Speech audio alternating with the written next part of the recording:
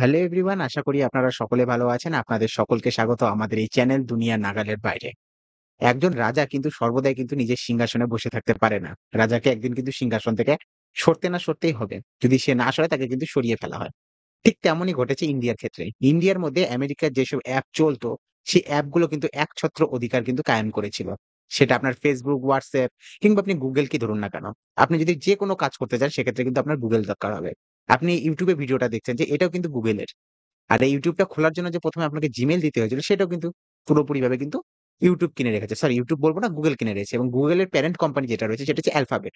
সুতরাং Google এমনভাবে কিন্তু আমাদের দেশের মধ্যে একছত্র অধিকার কায়েম করে রেখেছিল যে বারবার কিন্তু ভারত সরকার বলার সত্ত্বেও কিন্তু তারা ভারত সরকারের প্রত্যেকটা নিয়মকে কিন্তু অমান্য করছিল। ভারত সরকার বারবার তাদেরকে বলে যাচ্ছিল যে তারা যাতে আমাদের দেশের জনগণের যে ডেটা রয়েছে সেই ডেটাটা যাতে ভারতের থেকে বাইরে নিয়ে না যায়। ভারতের মধ্যেই যাতে তারা কিন্তু সেই ডেটা সেন্টারটা বানিয়ে থাকে। কিন্তু না, Google তারপরেও শুনতে পারেনি।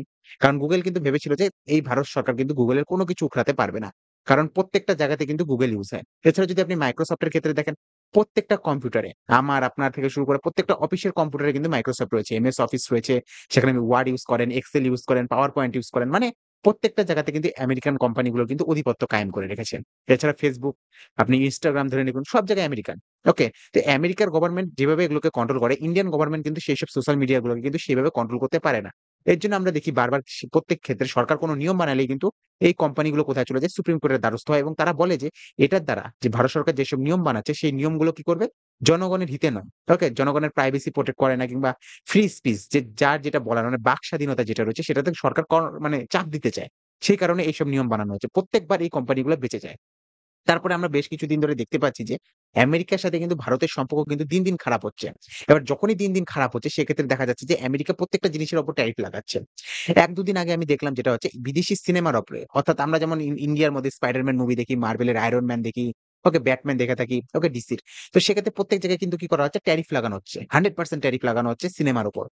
আমরা দেখেছি ইন্ডিয়ান পণ্যের উপর কিন্তু হচ্ছে ট্যারিফ লাগানো হচ্ছে। অর্থাৎ তারা আমেরিকা বারবার জানে যে আমরা কি হয়েছি? আমেরিকার উপর ডিপেন্ডেন্ট রয়েছি। সুতরাং আমেরিকা কিন্তু বারবার কি করে? আমাদেরকে কোণঠাসা করতে চায়।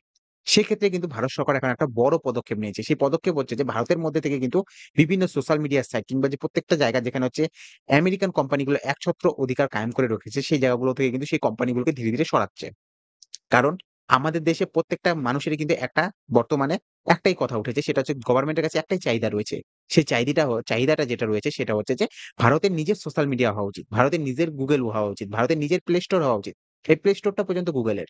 কিংবা আপনি যে মোবাইলটা চালাচ্ছেন, আপনি যদি অ্যান্ড্রয়েড মোবাইল চালিয়ে থাকেন, যেকোনো অ্যান্ড্রয়েড মোবাইল, সেটাও Google এর। কারণ অ্যান্ড্রয়েড যে ভার্সন গুলো রয়েছে সেটা Google বের করে থাকেন। আর যারা Apple কোম্পানি চালিয়ে থাকেন তারা হচ্ছে iOS ভার্সন ইউজ করে থাকেন। আর অ্যান্ড্রয়েড কিন্তু Google এর রয়েছে। সুতরাং প্রত্যেক জায়গায় Google রয়েছে। এর জন্য Google কি করে? নিজেকে রাজা মনে করে যে সে কোনদিন সিংহাসন থেকে সরবে না। এরপরে কি করে? ভারত বুঝতে পারে যে এই আমেরিকা যে কোনদিন ইন্ডিয়াকে কিন্তু কভার আপ করতে পারে। কারণ আমেরিকা প্রত্যেকবার কি করে? এই সোশ্যাল মিডিয়ার মাধ্যমে কিংবা এই যে সাইট গুলো যেগুলো রয়েছে, Google রয়েছে, বিভিন্ন জায়গার মাধ্যমে Facebook, Instagram এর মাধ্যমে কিন্তু প্রোপাগান্ডা চালু করে থাকে। আমরা দেখেছি নেপালের থেকে ভারত অনেক শিক্ষা নিয়েছে। কেন শিক্ষা নিয়েছে? যে ভারত দেখেছে যে নেপালের মধ্যে যেই এই অ্যাপ গুলোকে বন্ধ করা হয়েছে সেখানে কিন্তু পুরো Gen Z একটা প্রোটেস্ট চালু হয়ে গেছে। অর্থাৎ এই প্রোটেস্ট গুলোকে ফান্ডিং কে করেছে? আমেরিকা করেছে। এই বড়, বড় কোম্পানি গুলো করেছে। ওকে? সুতরাং এই কোম্পানিগুলো কি হয়ে যাচ্ছে? নিজেকে রাজা মনে করে নিচ্ছে। তারাই মনে করছে যে তারাই দেশের মধ্যে সবকিছু রয়েছে। এরপরে কি জিনিস দেখা যাচ্ছে? এরপরে দেখা যাচ্ছে যে ভারত সরকার কিন্তু সতর্ক হয়ে গেছে এবং ভারত কিন্তু নিজের সোশ্যাল মিডিয়া কিংবা নিজের যে অ্যাপ রয়েছে, নিজের যে সার্চ ইঞ্জিন রয়েছে সেটা বানানোর দিকে যাচ্ছে। তার মধ্যে থেকে উঠে এসেছে ভারতে একটা বড় একটা কোম্পানি, সেই কোম্পানিটার নাম হচ্ছে Zoho। Zoho কি করতো আগে? বেসিক্যালি Zoho হচ্ছে এমন একটা কোম্পানি, সফটওয়্যার ইঞ্জিনিয়ারিং কোম্পানি একটা ছিল। তারা কি করতো? আমেরিকার কাজগুলো ইন্ডিয়াতে করত। কিভাবে? ভাবুন কোন একটা কোম্পানি আমেরিকাতে রয়েছে, সেই কোম্পানিটার যে এইসব কাজগুলো রয়েছে, সেই কাজগুলো তারা কি করত? এই কোম্পানিটাকে দিয়ে দিত। এরা ইন্ডিয়াতে বসে এইসব কাজকর্ম করত। সেই যে আমেরিকান কোম্পানিটা রয়েছে, আমেরিকান কোম্পানিটা যদি আমেরিকার কোন লোকজনকে দিয়ে যদি এই কাজটা করাতে যায়, সেক্ষেত্রে তাকে যত টাকা দিতে হবে তার অর্ধেক খরচে তারা কি করে? ইন্ডিয়ার এই কোম্পানি অর্থাৎ Zoho থেকে কিন্তু কাজগুলো করে নিত। এরপর আমরা দেখেছি ডোনাল্ড ট্রাম্প কিন্তু H-1B ভিসা বন্ধ করে দিয়েছে। অর্থাৎ ইন্ডিয়া থেকে যেসব ইঞ্জিনিয়াররা হচ্ছে আমেরিকায় যেত, সেসব আমেরিকান ইঞ্জিনিয়ারদের যাওয়া কিন্তু প্রায় 90% থেকে 95% কিন্তু বন্ধ হয়ে গিয়েছে। সুতরাং ইন্ডিয়ান গভর্নমেন্ট পুরোপুরিভাবে এই Zoho কে প্রমোট করছে এবং এই Zoho কে নিয়ে আজকে আমরা আলোচনা করব এবং Zoho র একটা অ্যাপ রয়েছে যেই অ্যাপটা প্লে স্টোর এর মধ্যে এখন বর্তমানে নাম্বার 1 এ ট্রেন্ডিং করছে। কি জিনিস রয়েছে চলুন আজকে দেখে নেওয়া যাক আমাদের এই বিষয়গুলোতে। দেখুন, জোহো, জোহো একটা কোম্পানি যেটা সাউথ ইন্ডিয়া বেসের একজন ব্যক্তি রয়েছে। ওকে? ভেম্পু সাহ। সে ভেম্পু সাহ কিন্তু এটা করেছে। আমরা নাম দেখিয়ে দিব, আপনাকে ফটোও দেখিয়ে দিব কে করেছে এটা। তো জোহো কি করে? জোহো বেসিক্যালি অনেকগুলো অ্যাপ লঞ্চ করেছে। সেই অ্যাপের মধ্যে অ্যারেট্রাই বলে রয়েছে যেটা WhatsApp এর কি রয়েছে WhatsApp এর যে মানে বিকল্প হিসেবে যদি আমরা বলতে পারি সেটা হচ্ছে WhatsApp এর বিকল্প হচ্ছে অ্যাডাপ্টার। এই উচ্চারণটা আজ পর্যন্ত কেউ করতে পারল না। একেকজন একেক রকম উচ্চারণ করে। সেক্ষেত্রে উচ্চারণের জন্য আমি আপনাদের কাছে মাপ চেয়ে নিচ্ছি। ওকে? WhatsApp এর কিন্তু যেটা আমরা রিপ্লেসমেন্ট বলতে পারি সেটা হচ্ছে অ্যাডাপ্টার এসে গেছে। ওকে? এছাড়াও যে আমরা হচ্ছে Google এর যেটা একছত্র অধিকার যেটা রয়েছে সেটা হচ্ছে Chrome। Chrome হচ্ছে সার্চ ইঞ্জিন। আপনাকে যদি বলা হয় Google সার্চ ইঞ্জিন, না Google সার্চ ইঞ্জিন না, Chrome হচ্ছে সার্চ ইঞ্জিন। আপনি যখন Google এ কোন কিছু টাইপ করেন সেটা কিন্তু কোথায় চলে যায়? সেটা চলে যায় Chrome এর মধ্যে। এবং Chrome এর মধ্যে কিন্তু আপনি সবকিছু করতে পারেন। সুতরাং জোহো কি করেছে? ইন্ডিয়ান সার্চ ইঞ্জিন নিয়ে এসেছে যার নাম বেসিক্যালি উল্লাহ। ওকে? উল্লাহ বলে একটা সার্চ ইঞ্জিন নিয়ে এসেছে যেটা পুরোপুরিভাবে কিন্তু ইন্ডিয়ান মানে ইন্ডিয়ান বেস করে বলতে পারি বা দেশি কোম্পানি হিসাবে কিন্তু সেটাকে নিজেকে প্রমোট করছে পুরোপুরিভাবে। ওকে। আর বেসিক্যালি যে এই যে রয়েছে সিদ্ধার্থ ভেমপুজি রয়েছে যিনি হচ্ছে জোহর হচ্ছে ডাইরেক্টর বা সিইও বলতে পারেন আপনি। ওকে। তো তিনি কি বলেছেন? তিনি বলেছেন যে আমাদের কাজ হচ্ছে ভারতের যে ডেটা রয়েছে, ভারতের জনগণের যে ডেটা রয়েছে সেই ডেটা যাতে ভারতের মধ্যেই থাকে। ভারতের বাইরে যাতে এই ডেটাটা না যায়। কারণ এই বিদেশি কোম্পানিগুলো কি করে থাকে বেসিক্যালি এই বিদেশি কোম্পানিগুলো এই ভারতের ডেটাগুলো নিয়ে কোথায় চলে যায়? আমেরিকায় চলে যায়। আমেরিকাতে বড় ডেটা সেন্টার বানানো রয়েছে। সেই ডেটার মধ্যে সেখানে ডেটা রাখা হয়। এবার আপনারা অনেকে বলবেন যে এই ডেটা নিয়ে কি করবে? কিংবা ডেটাটা কিরকমই হয়? ভাবুন আমি ফটো তুললাম সেটা Facebook এ পোস্ট করলাম। তো এই আমার ফটোটা Facebook এ থাকছে। সুতরাং এটা তো ডেটা আমি দিচ্ছি, ট্রান্সফার করছি। এই ডেটাটা কোথায় থাকবে? এই ডেটাটা চলে যায় আমেরিকার ডেটা সেন্টার গুলোতে। আর এই ফটোগুলো পরবর্তী তারা কালে কি করে থাকে? এই ডেটাগুলোই তারা নিয়ে হচ্ছে তাদের হচ্ছে যে AI যে রয়েছে, AI যে সার্চ ইঞ্জিন রয়েছে সেগুলোকে ট্রেনিং করার জন্য কিন্তু কি করা হয়? ইউস করা হয়। সুতরাং এই যে আমাদের যে ইন্ডিয়ান যে অ্যাপগুলো রয়েছে, এই অ্যাপগুলো কোনভাবে কিন্তু ইন্ডিয়ান ডেটা বাইরে নিয়ে যাবে না। ইন্ডিয়ার মধ্যেই ৪ জায়গায় বর্তমানে হচ্ছে চেন্নাই, বেঙ্গালুরু এছাড়া হচ্ছে মহারাষ্ট্রের সাইডে হচ্ছে ৪ জায়গায় পুরোপুরিভাবে ইন্ডিয়াতে ডেটা সেন্টার বানানো হয়েছে এবং বলা হয়েছে যে এই ডেটাগুলো কিন্তু কোথায় রাখা হবে? ইন্ডিয়াতেই রাখা হবে। ওকে? এর জন্য আরো জিনিস বলেছে যে সমীর ভেম্বুজি বলেছে যে বাকি যে কোম্পানিগুলো রয়েছে গোটা বিশ্বের মধ্যে যত বড় যে ডেটা সেন্টার গুলো রয়েছে তাদের মধ্যে সবচেয়ে বড় ডেটা সেন্টার হচ্ছে কার রয়েছে? AWS। AWS হচ্ছে Amazon এর ডেটা সেন্টার। এটা সবচেয়ে বড় ডেটা সেন্টার। ইন্ডিয়ার মধ্যে যত অ্যাপ চলে আপনি দেখতে পারবেন যারা পড়াশোনার অ্যাপ ইউস করে কিংবা যেকোনো অ্যাপ যদি ইউস করে তারা তাদের নিজের ডেটা কোথায় রেখে থাকে? AWS এর কাছে। ওকে? AWS রয়েছে, Azure রয়েছে। Azure বেসিক্যালি রয়েছে Microsoft এর। Microsoft এর ডেটা সেন্টারের নাম হচ্ছে Azure। এছাড়া Google Cloud রয়েছে। Google এর ডেটা থাকে Google Cloud এর কাছে।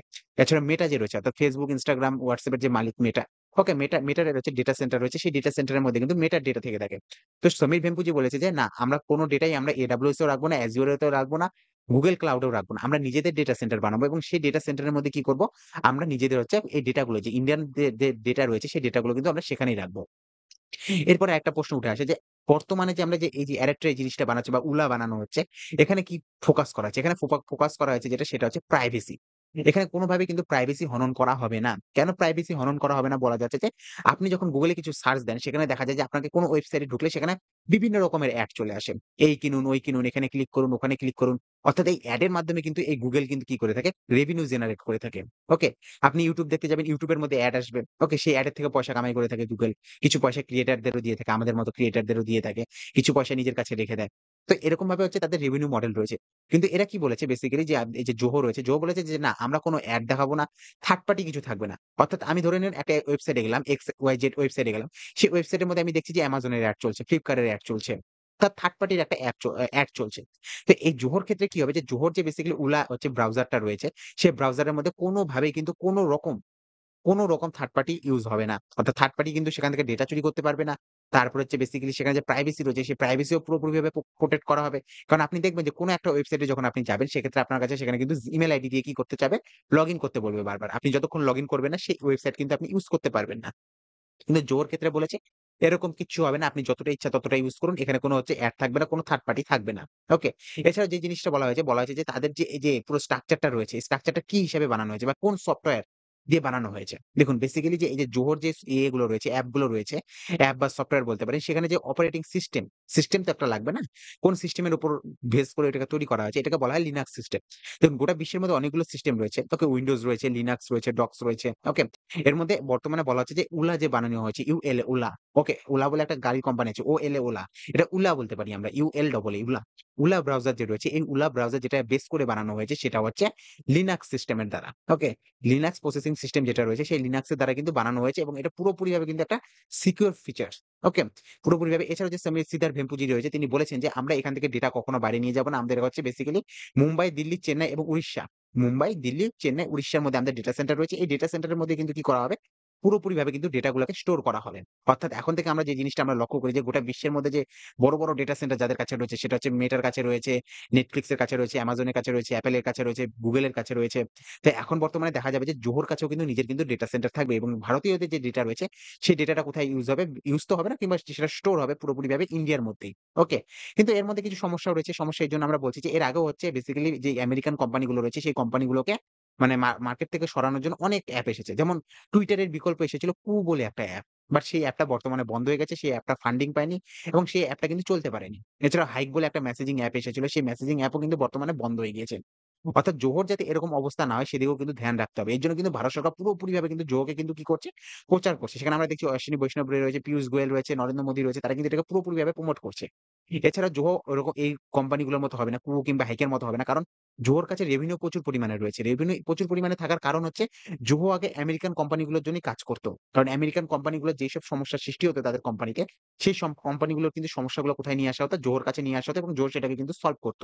এর জন্য কিন্তু জোহর প্রচুর পরিমাণে নামডাক রয়েছে।